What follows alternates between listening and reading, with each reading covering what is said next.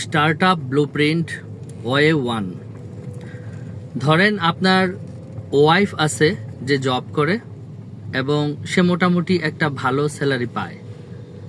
আপনি যদি তাকে বোঝান যে আমাদের এই জব সারা জীবন থাকবে না, বার্ধক্য বয়সেও আমাদের প্যাসিভ ইনকাম দরকার হবে, সুতরাং ফাইন্যান্সিয়াল গ্রোথের জন্য বা কেরিয়ার বিল্ড আপের জন্য পারিবারিকভাবে যদি সিদ্ধান্ত নিতে পারেন যে না, আপনি বিজনেস স্টার্ট করবেন এবং তাতে আপনার ওয়াইফের সাহায্য লাগবে, তাহলে তার সাথে এমন একটা ডিলে আসা যায় যে নেক্সট 2 বছর আপনার ওয়াইফ তার স্যালারির টাকা দিয়ে সে সংসার চালাবে এবং আপনি এই 2 বছর বিজনেসের প্র্যাকটিস করে আপনার স্টার্টআপ বিজনেস দাঁড় করায় ফেলবেন।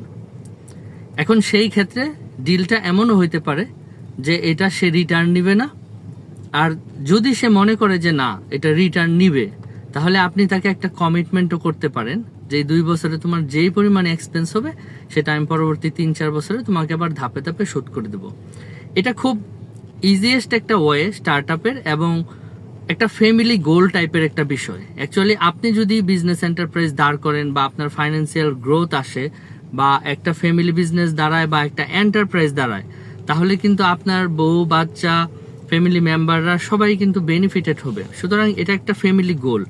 এখন এটা যে একটা ফ্যামিলি গোল, এটা যদি আপনি সাকসেসফুলি আপনার ওয়াইফকে বুঝাইতে পারেন বা আপনার ওয়াইফের মাইন্ডসেটটাও যদি এমন হয় যে না, সেও চায় যে তার হাজবেন্ড আসলে নিজে জব না করে একটা বিজনেসে এস্টাবলিশ হোক, তাহলে সে অবশ্যই এই স্যাক্রিফাইসটা করবে এবং কোলাবোরেশন করবে এবং এটা খুব ইজিয়েস্ট একটা স্টার্টআপ ওয়ে।